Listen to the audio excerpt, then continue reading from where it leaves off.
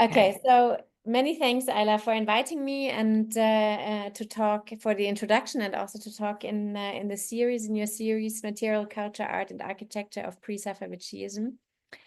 As I'm sure has been the case for all of you, my thoughts, especially in the last 2 weeks, have been with our colleagues and friends and all their families in the Middle East. And I often think what we're doing here, studying the Middle East, is such a privilege, and that one that I really hope we will be able to share again with colleagues and students in the region.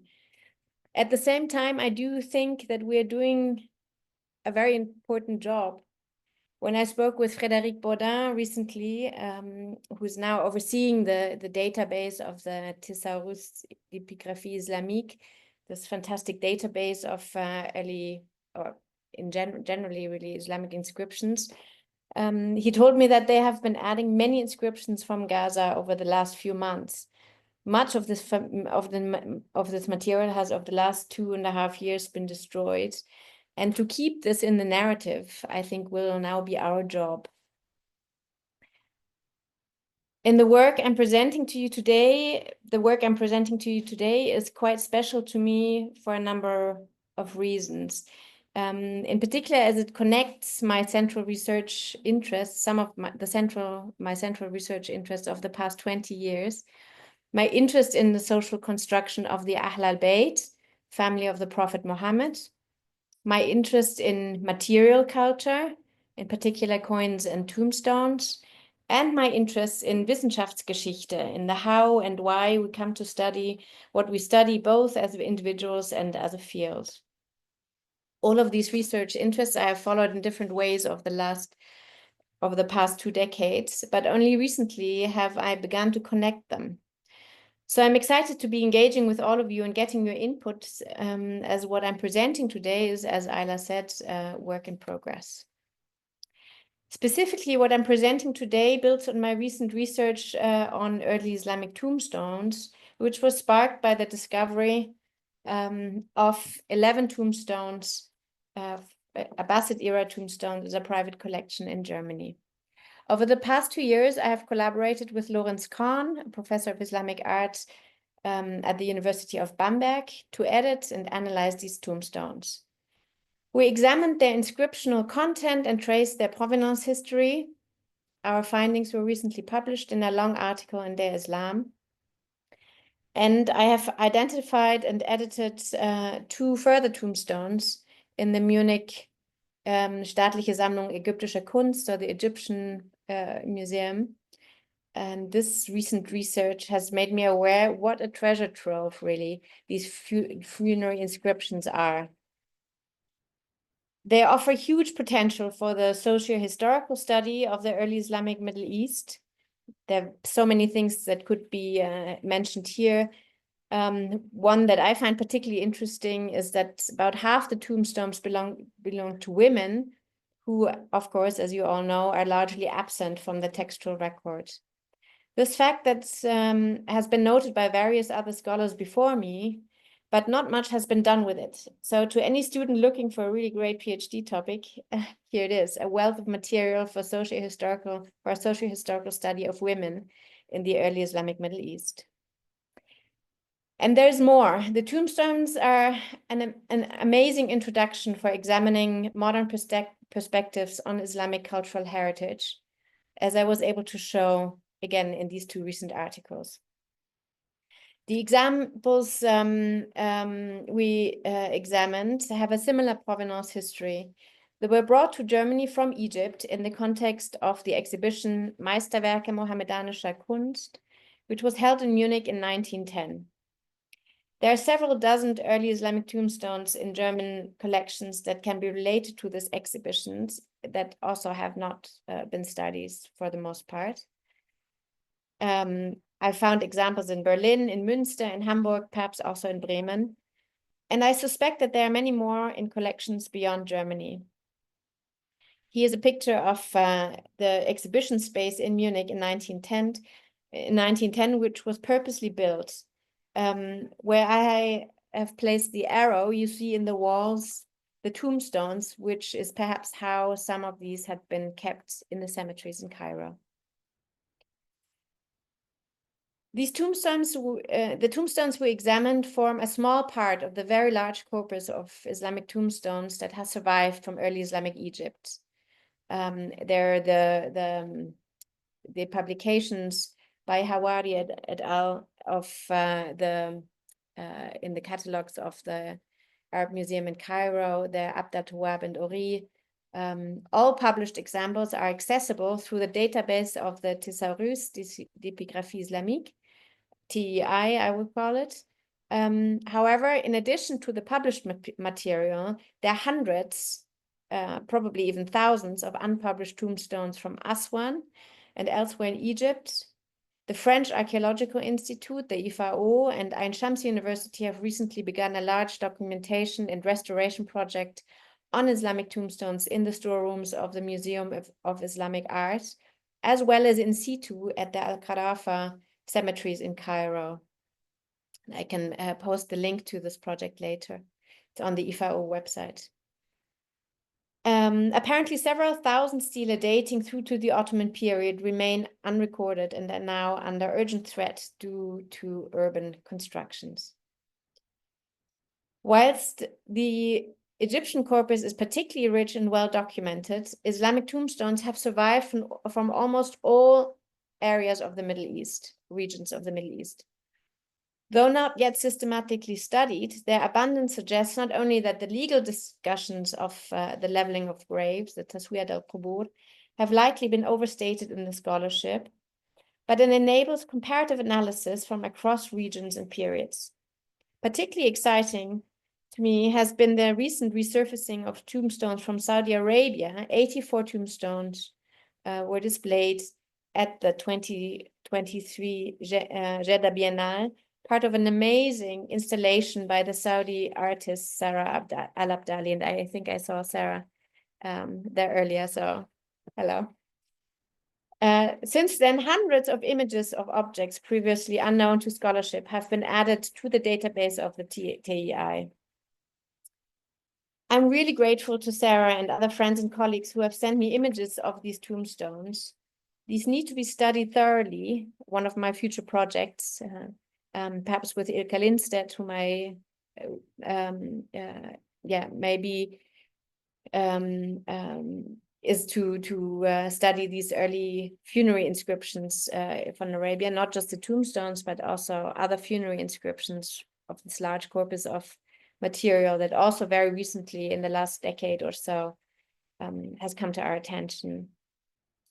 And these may fill a crucial gap in our understanding of the history of the Arabian Peninsula, but also the spread of Islam into the wider Middle East. Today's talk explores but one layer of this material. Indeed, the layer that is most often studied, the main approach to the inscriptions, the front side, really the inscriptional side of the stones. But of course, tombstones are three-dimensional objects, and I'm happy to talk about some ideas for a more multi-dimensional approach later, if there's time.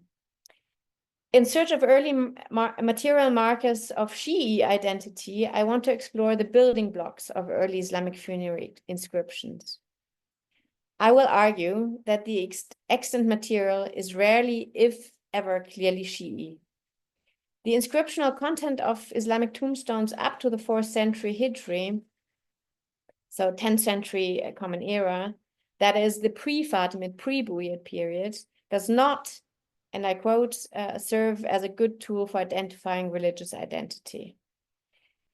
This contrasts with what others have argued and what may well be true for later periods and other contexts. The quote is from Sheila Blair's article or chapter in Fahmida's book on the material culture of the Ahl al-Bayt, where she, for instance, examines evidence from the 10th to the 16th centuries with a focus on Iran.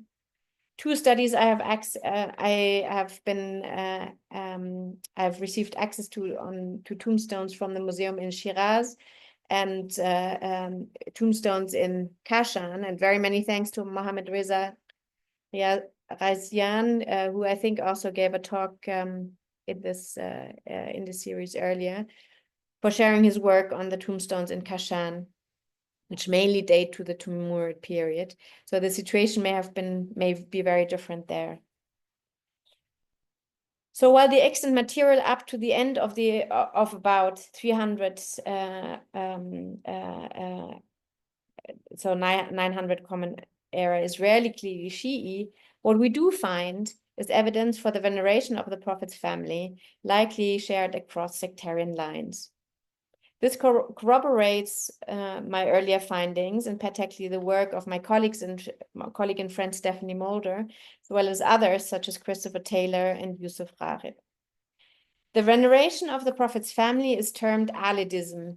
Crucially, as we will see, the exact expression of alidism is quite locally specific. So let me explain in a little more detail what I mean by building blocks. As you see, my recent article with Lorenz is quite long. So in case you were not planning on reading it, here are some of the main findings. First, relating dating and localization through epigraphic and decorative elements. We found that the tombstones can be dated and in fact attributed to a particular locale through epigraphic and decorative elements. These elements are, on the one hand, the calligraphic scripts, but also other details, such as the marginal decorations of the lettering, and so on, are very relevant and very locally specific. This part of the article was really done by Lorenz, so if you have questions, please address them to him. His suggestion is that it may be possible to identify particular workshops through an analysis of, for instance, the marginal decorations. The material is another key identifier. As a number of scholars before us, Viet, Baudin, Stephanie Schmidt, Venetia Porter have already pointed out, there is a difference in the material used in different parts of Egypt. Sandstone was predominantly used for tombstones in Aswan and marble for tombstones in Cairo. But there's more than that can be done with this. Many tombstones were likely not cut anew from a quarry. So comparative material analysis can show how the material reuse really worked, how ancient Egyptian and Roman structures were recut for tombstones. This is something I'm quite excited to look into further, and I think this is also an area for the really quite sensible application of artificial intelligence, which it's a big discussion here, I'm sure in your context as well, how sensible this is in an academic context. This material recontextualization is also a contribution to provenance research. Trouvé au dépôt du musée is really what you find mostly in these catalogs. And this is all the archaeological information that many tombstones have at the moment. The second major finding that I want to highlight is the social aspect of social dynamics of an emerging Islamic society through social identifiers. I've already mentioned the huge potential for a study on women through the material. Jelle Brunning recently wrote a really great article on Islamic tombstones for slaves from Abbasid era Egypt. I could talk about this for the rest of my time today, but we need to get to the building blocks. So I just want to say that the potential of prosopographical and onomastic analysis of the tombstones is quite unparalleled in Islamic material culture. In fact, in any kind of source material, I would argue. Only perhaps matched by the biographical dictionaries. But the great advantage of the tombstones is that they are not just for scholars or sayyids, so for the elites. As Ilka Lindstedt has said in another context, inscriptions are usually written by people outside the political and social and scholarly elites. It's a little more complex here for the tombstones because, of course, we also do have elites and scholarly tombstones. You all, I'm sure, know the Shafi mausoleum in Cairo, for instance, that Stephanie actually has written a great article on. But so it's more complex here, but I'm absolutely convinced that funerary epigraphy can be can help to answer key questions on the transformative processes of the early Islamic period, including Islamization and Arabization, from a socio-historical bottom-up perspective. So finally, the building blocks, schematic compositional patterns.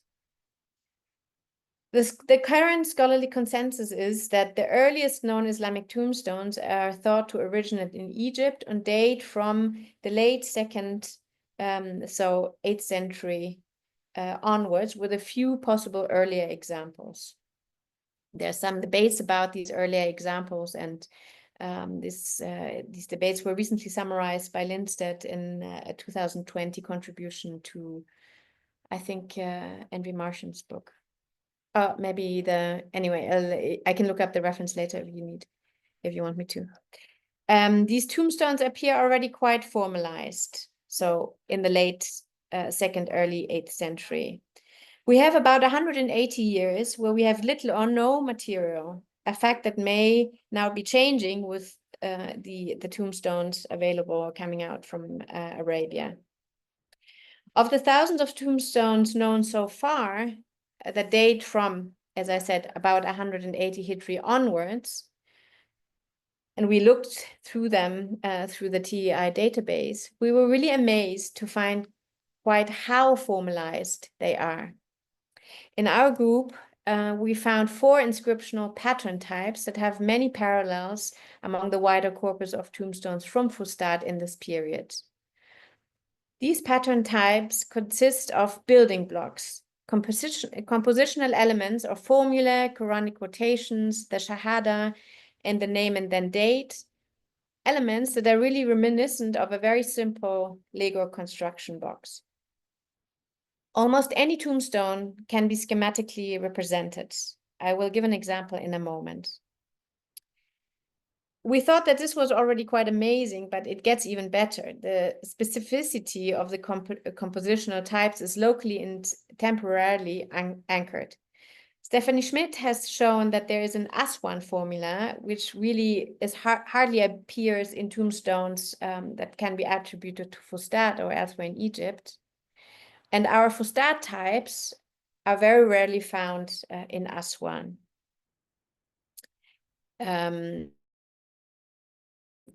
Yeah, you have also the images, Stephanie's article in the Chronique d'Égypte 2021. So here is a list of the building blocks that we identified, and though of course there are others, the set of pious formulae and Quranic quotations typical for Islamic funerary inscriptions of the 2nd and 3rd century Hijri is quite restricted. Diem and Levy have already pointed out that this is also the case for Quranic verses. There are some that are very frequently cited in funerary inscriptions in the pre-Fatimid period. There are some changes in preferences in the course of the 4th century, and Stephanie Schmidt and I are going to be looking at this, but overall, there are clearly some verses that are cited very often. Then, of course, there is the Shahada, and the name of the deceased. What exactly this means, I'm happy to tell you again later, and I think I'm hoping that also it will become clear in the course of the talk. So here is one example of such. Just sorry, I need to go back one more.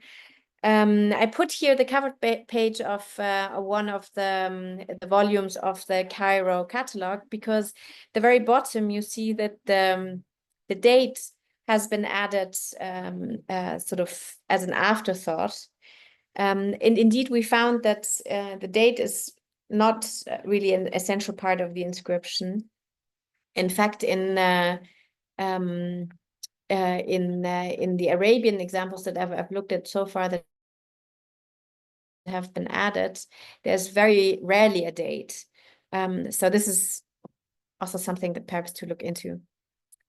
Yeah, so I want to give here one example of how exactly this works. This is one of the tombstones in the Egyptian collection in Munich. And you see that it starts with a basmala. I've tried to keep the colors that I used earlier. So yellow is a formula, orange is a Quranic quotation, blue is the shahada, and white is name or date. Of course, the white thing is what really identifies or makes the tombstone personal, and we will see in a moment that this really matters. So it starts like any tombstone that I've seen so far. Maybe Stephanie Schmidt can correct me later, but with a basmala, unless of course that part of the tombstone has been broken off or lost for is unreadable. So it starts with a basmala, then it goes on to cite Quran 318, which is very, very common. It's a full citation in this case. Then we have the first part of the Shahada. The pattern type of this particular stone is a name encircling Shahada type, which has already been identified or was identified or such named, I think, by Stephanie Schmidt in her article. It means that there is a verb from the root Shahada which both precedes and follows the name. So here we have the first part, hadama tashhada bihi, and then you have the red bit, the name, Sumaya ibn Abi Yahya, and then something that is not quite clear. And then the second part of the Shahada, tashhada inna la lahu illallah, and so on. So this is the most common type, I think, for tombstones in Fustat, and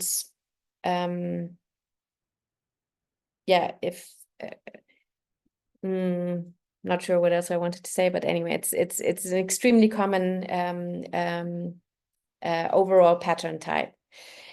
Following this, you again have a Quranic verse. This is 933. Arsalahu bil huda wa din al haq. This is also extremely common. It's a verse that, of course, is known also from other inscriptional contexts, in particular, also early contexts, the Dome of the Rock and the coins. And also, there's a slight variation from the actual Quranic phrase.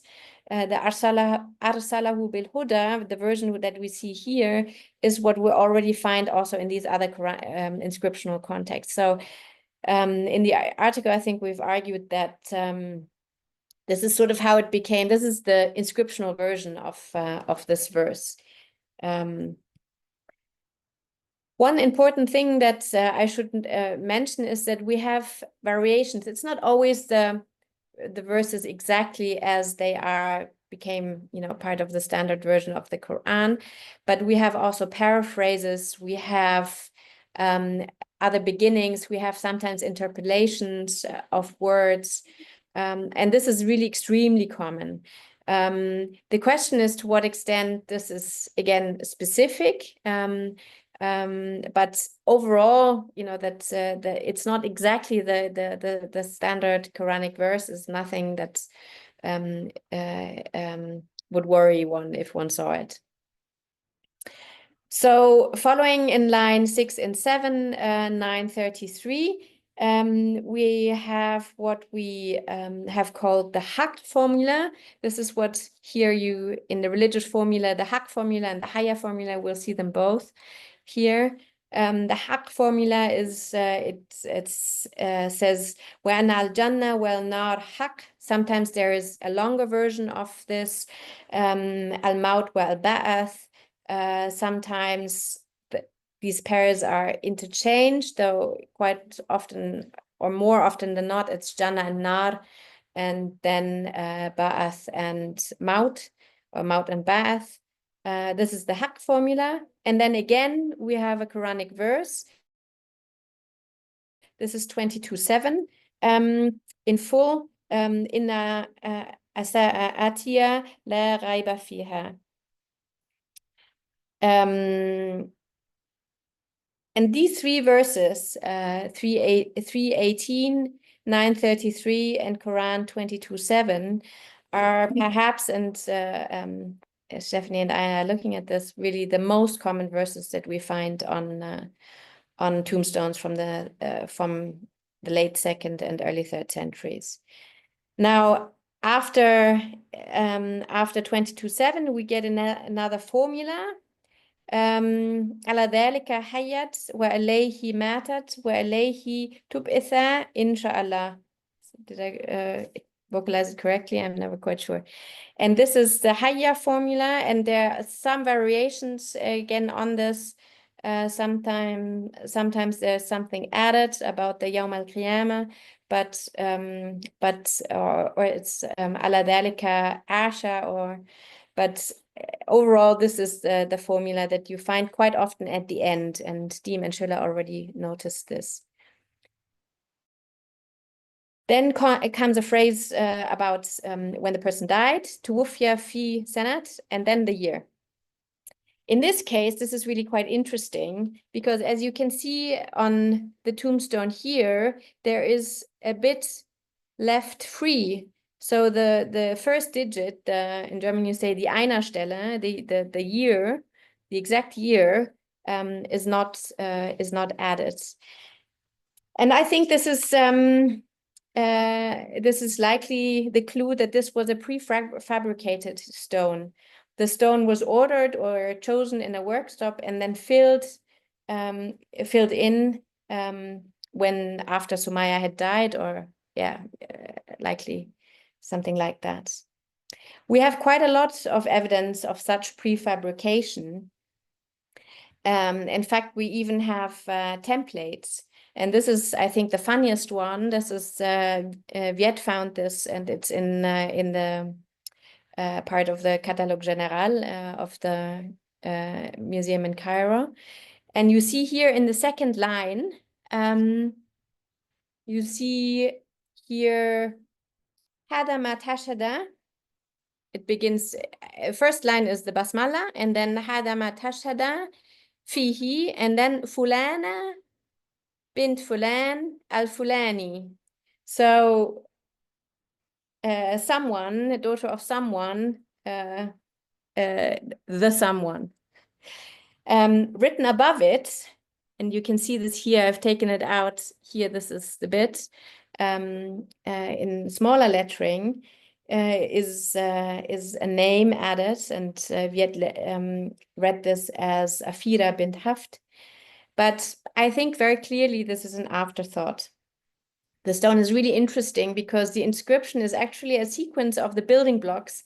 So perhaps something that was just in the workshop on the wall to help the workmen for the clients who would come in and then could choose, the Quranic phrases that they wanted, the religious formula that they wanted, perhaps, given there was a price on how many things, how something would cost. I've not found anything like that, any discussion of that, but this is how I imagine it.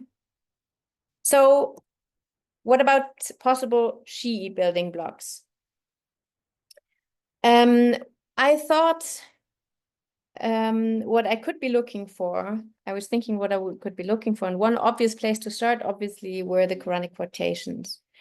But to identify verses that are in this very early period identified with the Shia is quite difficult. And I'm looking forward to hearing from you, perhaps in the discussion, whether in your project, in the Islam project, you've looked at this. What I thought might be an idea are verses that are frequently found on the coins of the Alids or other Shii rebels. And there's this article by Luke Treadwell that very conveniently lists a number of them. But I found nothing, with one exception, which I will come to later. So no verses that Treadwell cites as particular that are, very, very frequently used on the coins of Alid rebels. And that often have to do with, the purification of the Ahl al-Bayt, with different things that could easily be interpreted or taken further into a Shi'i context. So then I turned to formulae, and I first looked at the Ali Wali Allah, and there again was nothing. The first evidence in something published is on Tiraz fragments. I give you one example here. There are a few others. But these are definitely Fatimid period, and they date to the 400s, so the 11th century. Nothing earlier than that. Other references to the Ahl al-Bayt. What comes to mind, of course, are the tasliya, so invocations that mention the Ahl al-Bayt. And there has been some attention on this in the scholarship, in particular by Jonathan Bloom and Christopher Taylor, who, as you probably all know, have very different views on the matter. And Taylor criticized Bloom for reading sectarian intentions into the tasliya, saying that the invocation of the blessings upon the Prophet and his family was hardly exclusive to Shi'i piety. Of course, I do agree with this. There was definitely a cross-sectarian veneration of the family of the Prophet, but in the absence of anything else to go on, I did look into the tasliya, and I did find something really quite interesting. First, I looked at the last one, the Al-Muhammad.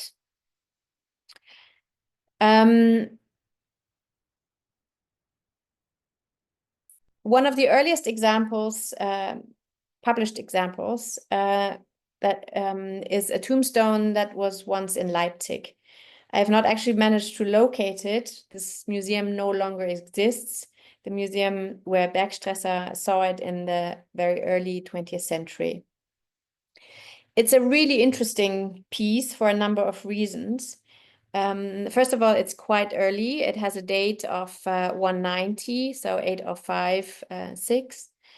It has a very unusual Quranic verse added, at least unusual for the Egyptian context, and it has an opening formula that is also not very common in the Egyptian context, and it has, which of course interests us, the phrase Al-Muhammad, and I've taken out here exactly. It starts here, Sallallahu alayhi Muhammad, goes into 2 lines, where Allah al-Muhammad, wa alayhi wa alayhim assalam. So this is one of the earliest published, again, and I'm sorry that I always have to say this, but given that there is, of course, so much material that hasn't been looked at, it's very, very possible that we will find other, also earlier material. So this is one of the earliest published examples that we have. Now, here is a list that I've just drawn from the TEI, the Thésaurus d'Epigraphie Islamique, from the database. Here, I've just marked the Leipzig Museum, and you see I've organized it according to date. There are some examples in the 3rd century. There are also other ways of searching it, so there are more. It's always the problem of how exactly you put the writing in the database. But the important thing that I want you to look at is that you see that there are different materials, and also that there are examples of the Al-Muhammad phrase from different places. From Egypt, different places in Egypt, but also in Arabia. There are examples from Tunisia. There is an example from Yemen. So a number of places. you will see why this is important in a moment. So the next phrase I looked at is the Ahl Baytihi Tayyibin, which is a very common version of the Tasliya. Here we also have some early examples. One from Vienna, dated 199. This is also, again, a very interesting tombstone that hasn't been properly studied. Anyway, we can talk about it more later. I've also given another example here of an early tombstone that is now in Cairo. And here I've chosen this example because you see this is the marginal decoration that I mentioned earlier. So these kind of this kind of marginal decoration around it. And the other thing that I wanted to highlight here is also that you immediately see that they're very different stones. So again, you know, what we were saying earlier, that of course these much of this material was not cut in quarries, but reused from the material that was there around. Now, here the really interesting thing is that the same list that I did earlier, so if just looking for this phrase, you see that these are all examples, all the early examples are in marble. And this is, if we go back, this is about the same period that I was looking at here. Yeah,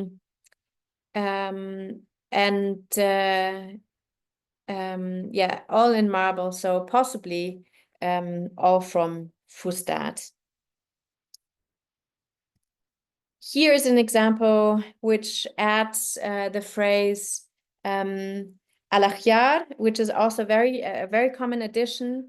This is again a very interesting piece, which is now in Naples, which was recently there are number, I think 9 or 10 tombstones in Naples, and we recently studied by Junta. And I have given you here again, she's very nicely edited it, and you see here the schematized version of, you know, every stone really can be schematically, so if you write this out, you get this stone. Yeah. And in line 5, you've got the, no, in line 4, sorry, you have the Tasliya mentioned, where ala Ahl Baytihi Tayyibin al-Akhyar. And then comes the name.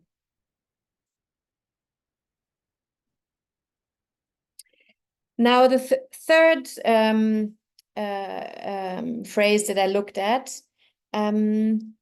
was again the Ahl Baytihi Tayyibin and then At-Tahirin, which the pure ones, which again is a very common addition to the Tasliya later. Perhaps in Egypt becomes the most common weight version of the Tasliya. Here you see again a list, and this goes on. Oops, sorry. The early examples are all from Aswan. They're all in sandstone, except for 2 really interesting examples that you see at the very top. And it says here in situ. So the situ is the mausoleum known as the Mausoleum of Yahya al-Shabih, which was recently revisited by O'Kane and Shihab, who say that it's the most monumental surviving Fatimid dome chamber there is, and there's just an image of this dome chamber. Now, these tombstones are dated to 261 and 263 respectively. They are both in situ in Carafa in the cemetery, in the southern cemeteries in Cairo. Now, very unusually for the tombstones that we know from Cairo, the opening verse is 255-6. A paraphrase of this is quite common in Arabian tombstones, but in Fustat, this is really very uncommon. They're the tombstones of two Alid brothers, Abdallah and Yahya, and here is a family tree from Bloom's article. So they're Abdallah and Yahya, ibn al-Qasim, ibn Muhammad, ibn Jafar, ibn Muhammad, ibn Ali, ibn al-Hussein, ibn Muhammad. No, ibn Hussein, ibn Ali, ibn Abi Talib. Yeah, of course, they're Alids. And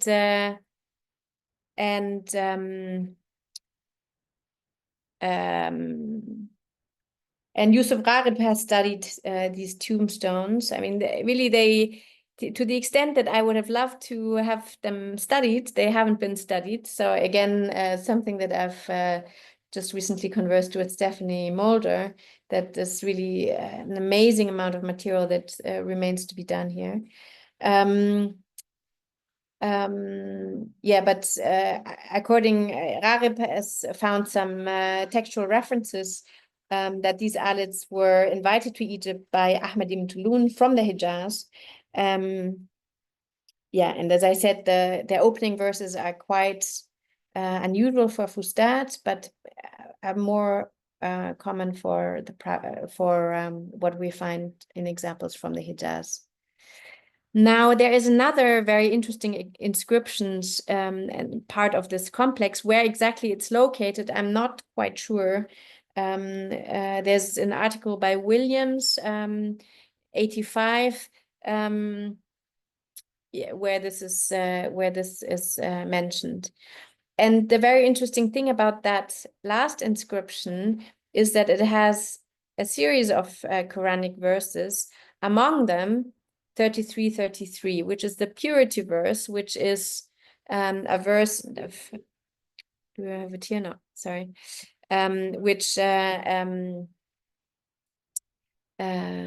Treadwell has identified as a very common verse on the coins of the Alids.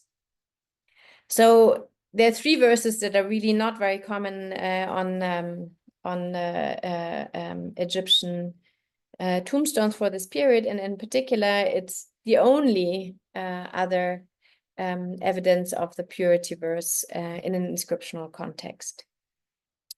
Now, how do we draw all this together?